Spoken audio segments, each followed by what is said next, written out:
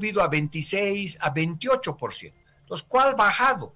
17, ¿no es cierto?, en términos de proporción del PIB, 17% es menor que 28% del PIB, ¿no? Entonces, es el mismo dato donde la contabilidad creativa, la contabilidad política, quiere mostrarte otras cosas, pero la realidad es que la deuda externa, lo veas desde el punto de vista del valor absoluto en dólares, ¿no es cierto?, ha pasado de 5,000 a 13,000, subió. Y en términos de proporción del PIB, de 17% del PIB a 28% del PIB, subió. Entonces, no hay ninguna bajada, solo que la máquina de propaganda, digamos, te presenta la cosa de una manera diferente. Y así hay decenas de indicadores que el gobierno los masajea, ¿no es cierto?, y te aparecen pues como mostrando cosas que no son, ¿no? Mostrando cosas que en apariencia son convenientes para el gobierno, para demostrar que evidentemente hay una gestión en política económica, errática, pero en definitiva gestión. Pero por otro lado se contradicen con, por ejemplo, informes del Colegio de Economistas, creo que es de Tarija, creo que es Fernando Romero quien lo dijo, que señalan que la inflación al mes de diciembre podría llegar al 20%, incluso al 30%. ¿Usted cree que esas estimaciones pueden llegar a ser adecuadas en un momento dado, Gonzalo? Mira, la inflación ya está en 15%. Eso es real. Eso es real. Real. O sea, lo que pasa es que hay que, igual, otra vez, ¿cómo miras la inflación? ¿No? La inflación tú puedes verla de varias maneras. Puedes ver, por ejemplo, cuál fue la inflación de enero a abril de este año, en esos 4 meses, ¿ok? Esa inflación está cercana al 6%, 5.95%. Esa es la inflación del año 2025, de los primeros 4 meses que hemos medido. Esa inflación está muy por debajo está muy cerca, mejor me corrijo, está muy cerca de la proyección que el gobierno hizo a través del presupuesto general del Estado, que era 7.5%. Entonces, en 4 meses ya estás casi cumpliendo lo que habías dicho en un año. Entonces, ¿quién se ha equivocado aquí? Entonces, es la primera pregunta en la proyección. El gobierno definitivamente no está cerca de ese valor. Esa es una manera de mirar la inflación. La otra manera de mirar es decir, ok, ¿qué tal si anualizamos la inflación? ¿Qué tal si comparamos abril del 2024, hacemos que pasen 12 meses y vamos a abril del 2025? ¿Cuál es la inflación interanual que se llama? Esa inflación interanual está cercana al 16%. Claro. Entonces, ese es un valor. Ahora, es probable que la inflación hasta fin de año, pues como dice el Fondo Monetario Internacional, que hace este tipo de proyecciones, te va a decir, no, la inflación probablemente va a estar en 15 en todo el 2025. ¿No? Entonces, si alguien dice, no, nosotros creemos que puede ser que, y como van las cosas, es probable que, no nos olvidemos que noviembre, diciembre siempre son más inflacionarios, porque para llegar a 15%, solamente tiene que crecer la inflación a 1% más o menos al mes, y eso es altamente probable que ocurra, ¿no? Ahora, si tú agarras la inflación de alimentos, ¿no es cierto?, y agarras la interanual también, es de la que va de abril del 2024 a abril del 2025, esa está en más de 25%. Esos son los hechos, ¿no es cierto?, los hechos con datos del Instituto Nacional de Estadísticas, aunque hay mucha gente que cuando va a los mercados no ve esa inflación, ve una subida de precios mucho mayor. Claro. ¿No es cierto? Cuando ve que el desodorante ha subido, no sé, pues 30, 40%, los fideos importados han subido 40, 50%. Entonces, ve que la inflación es... Entonces, eso hace que la credibilidad del Instituto Nacional de Estadísticas esté en cuestión, ¿no? Porque... obviamente lo que se trata ahí es de que nosotros creamos a los datos, porque un país sin datos es un país que está a oscuras. Claro. ¿No es cierto? Y un país que se miente con los datos, pues está yendo por mal camino, porque no va a poder atacar los problemas de fondo de la economía. Entonces, en temas de proyecciones también, otro dato interesante, por ejemplo, es cuánto hemos crecido. Dice, ¿no? El gobierno dice, vamos a crecer al 3.5%. Y sale el fondo y el Banco Mundial te dice, no, a 1%. Sí. Entonces, ¿a quién le crees? Entonces, lo mejor para no hacer adivinanzas, es decir, a ver, ¿quién ha acertado, o mejor, quién se ha equivocado menos en los últimos 4 años? ¿No ve? Entonces, cuando tú ves la proyección del Banco Mundial y el Fondo Monetario Internacional en sus proyecciones del PIB en valores absolutos, la suegra del FMI se ha equivocado en 3 puntos en 4 años, para arriba y para abajo. En cambio, el gobierno boliviano se ha equivocado en el doble, en 6.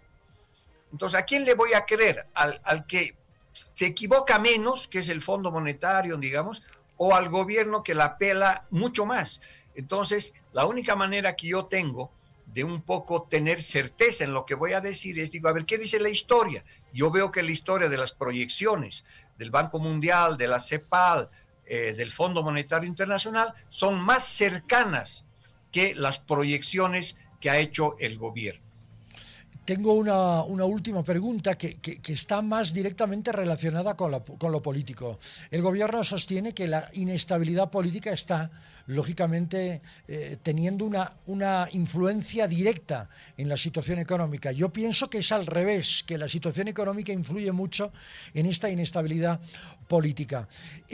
Se habla en las últimas horas de una posible declinación del presidente Luis Arce a la presidencia, a una postulación, una nueva postulación. ¿Considera usted que esa claridad en el gobierno, es decir, en el movimiento al socialismo, pueda tener una repercusión, tal vez, en una mejora de la situación económica en el país? No, mira, ninguna. En el corto plazo Ninguna. es simplemente fuegos artificiales que calma expectativas de manera parcial. Mira, Bolivia como economía ha entrado a la sala de terapia intensiva. Ahí están los datos, que son muy graves. Tú tienes un tipo de cambio paralelo que ha doblado al oficial, tienes una inflación que se está acelerando ya anualmente en 15%, tienes hace 12 años un déficit público significativo, en promedios 7.5% del PIB, tienes un sector externo que está parado, tienes escasez de diésel y gasolina, o sea, tienes todos los indicadores macroeconómicos de un colapso económico, ¿ok? Entonces, ese colapso económico, por supuesto, también se acelera en algunos indicadores por el hecho de la incertidumbre, de las expectativas negativas, pero son hechos económicos esos que están pasando, que se aceleran parcialmente, probablemente con temas políticos. De acuerdo. Entonces, si tú cambias el tema político, es como cuando vas a terapia intensiva, te dicen, no está tan mal, tranquilo, mira, vamos a traer ahora un médico joven, este sí es bueno, ¿no es cierto?, recién ha egresado de la Escuela de la Medicina y la Economía Política, y este médico va a resolver el asunto, por lo menos eso es lo que te dicen, ¿no? Pero, sin embargo, el paciente está colapsando, ese paciente ya no necesita que el médico joven, viejo, le diga que va a estar mejor, que le dé un aliento y que le diga vamos a seguir adelante, yo le voy a resolver sus casos en menos de 100 días, tranquilo joven, ¿no es cierto? Le tiene que hacer acciones, claro, porque está colapsando en la sala de terapia intensiva. No. Y de manera sencilla, ese paciente lo que necesita es sangre, una transfusión brutal de sangre, porque ha perdido sangre hace 12 años por un huecote que se llama déficit público, donde los egresos, ¿no es cierto?, son mucho mayores que los ingresos. Entonces, lo primero que tienes que hacer es traer a alguien con experiencia y que diga, bueno, a ver, tantos litros de sangre, lo vamos a estabilizar y vamos a cerrar el hueco por donde se está saliendo la sangre, así de elemental. Eso en un primer corto plazo. Eso no tiene que ver con expectativas, eso no tiene que ver con que el médico sea joven y en su vida operado y por lo tanto como es joven ¿no es cierto?, va a poder resolver las cosas, porque es una cara simpática o porque el médico más bien es más antiguo. No tiene, es simplemente una operación sencilla. Ahora, eso es para estabilizar al paciente, o sea, para que no se te muera. Entonces, después ya tomarás pues medidas económicas para ya estructurales para resolver los temas más de fondo, etc. Entonces, ese proceso, ¿no es cierto?, de lo técnico y lo político es lo que, de esa conexión es que tú vas a poder resolver los problemas. No hay una solución técnica sola, ¿no es cierto?, y tampoco hay una solución política sola, y no es un jueguito de espejos.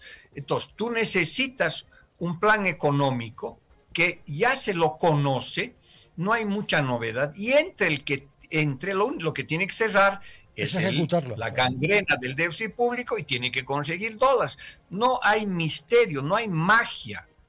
¿No es cierto? Este plan no hay un plan que esté una bala de plata que está esperando ahí en un rifle revolucionario. Tampoco hay, ¿no es cierto?, una idea mágica que está siendo construida en Harvard. No.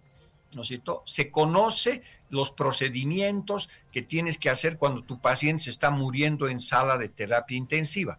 Ahora bien, para implementar esas cosas requieres, pues, realmente hay de la política grande y no de los espejitos, ni no de los jóvenes o no jóvenes.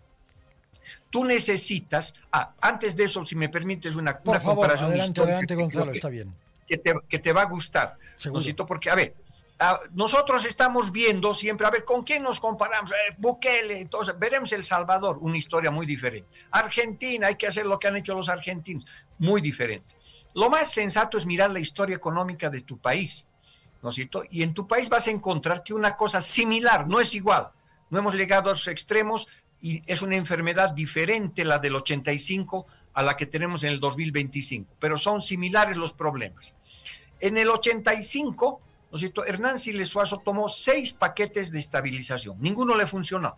El último paquete de estabilización era muy parecido al 21060, pero no le funcionó. ¿Por qué a Víctor Paz Tensoro 6 meses después le funcionó el 21060? Por las condiciones políticas, estructurales que había. ¿No es cierto? Para que funcione el 21060 pasaron varias cosas. Primero, ¿no es cierto?, hubo gobernabilidad en la Asamblea, en el Congreso, pactaron. Ahí es donde viene la política. No tenías la capacidad de hacer eso. Vino el acuerdo entre Banzer y entre el MNR y se pactó. Entonces había gobernabilidad. Ahora, en perspectiva, eso es complicado. Y eso es lo que hay que intentar entender en la relación política-economía. El segundo elemento de gobernabilidad estaba en las calles. En el 85-86, los movimientos sociales eran centralizados y pocos. Estaban en la Central Obrera Boliviana. El eje central de la Central Obrera Boliviana era los trabajadores mineros, ¿no? Entonces, tú golpeando a la Central Obrera Boliviana y despidiendo a 30,000 trabajadores mineros, lo cual fue muy duro, pero atenuabas, resolvías, controlabas la resistencia al paquete de estabilización como ocurrió en la práctica. En la actualidad tú tienes un movimiento social mucho más empoderados y grandes y mucho más diversos. Ya no hay centralidad obrera para el movimiento social. Tú tienes campesinos, tú tienes sindicalistas cocaleros, tienes sindicalistas de los cooperativistas mineros. Entonces es mucho más difícil gestionar la gobernabilidad de las calles en la actualidad, porque inclusive hay sindicatos que controlan territorios, ¿no es cierto? Entonces eso te complica muchísimo más la cosa. Segundo elemento de gobernabilidad, relación política-economía. Tercero, tú no tienes la predisposición social al cambio tan desarrollado general. Cuarto, tenías un liderazgo muy fuerte. Víctor Paz Tensoro, cuando entró con el 21060, tenía 78 años de edad, había sido 3 veces presidente de Bolivia y se las conocía todas. Conocía las estructuras, conocía a quién, o sea, era realmente un estadista. Ahorita tú no tienes eso. Ahora, se podrá construir en el camino, de repente alguien desarrolla esas capacidades, pero en la actualidad no tienes un liderazgo de estadista que diga Bolivia se nos muere y algo tenemos que hacer, y la gente diga sí, ok, algo tenemos que hacer. Nosotros tenemos que parar la hipertensión. Quinto, las estructuras partidarias ahora son gelatinosas, excepto el MAS, digamos que también está dividido. En la época del 85 había partidos sólidos, había estructuras que te permitían comando, estructuración, disciplina, porque necesitas estructuras partidarias para implementar este tipo de cosas. No puede ser una gelatina institucional tu partido donde has metido a tus amigos, a tus parientes, a tus conocidos y al rato de generar gobernabilidad, cada uno te pide algo porque, bueno, yo estoy aquí no por ideología, sino porque, bueno, estoy contra esto, pero no sé por qué estoy a favor. Claro. Entonces tienes una institucionalidad débil. Y finalmente, yo creo que hay un tema que es bien grave, que ese es el que yo creo que hay que entender. No hay recursos internos para solucionar esta crisis en Bolivia. El año 85 tú producías diésel y gasolina y con una idea de hacer un gasolinazo, en cuestión de semanas recuperaste ingresos. Al bajar la inflación, el Estado que estaba quebrado, ¿no es cierto? Como ahora, tal vez mucho más quebrado que ahora, bueno, sí, pero rápidamente pudo recuperar recursos porque utilizó el precio de la gasolina como un recaudador enorme. Le subió varios pesos bolivianos en la época a la gasolina y al diésel. Eso le generó muchos ingresos y rápido. Ahorita no puedes hacer eso porque más de 80% del diésel es importado, más del 50% de la gasolina es importada. Entonces, si no tienes una inyección financiera grande, ¿no es cierto?, que venga de afuera, porque el dólar no sale en los árboles, ¿no ve? Si no tienes una inyección financiera muy grande, difícil que puedas resolver. Entonces, como verás, a todo lo que acabo de describirte, en la economía y en la sociología se llama economía política. Es la conexión entre política y economía, pero no en la anécdota, no en el tejido, en la espuma de la historia, que renunció, que dijo que es joven, que mostró su carnet de buen tipo. No. Aquí está hablando, ¿no es cierto?, de las profundidades de la historia que son las que mueven los equilibrios económicos, sociales y políticos, ¿no? Debo decir que me siento un privilegiado, he tomado nota de todo, como buen alumno ante la academia y ante un académico. Y ante una persona lúcida, rigurosa, con quien siempre es un placer hablar en fácil, economía en fácil, que de eso se trata. Gonzalo Chávez, gracias por la clase magistral.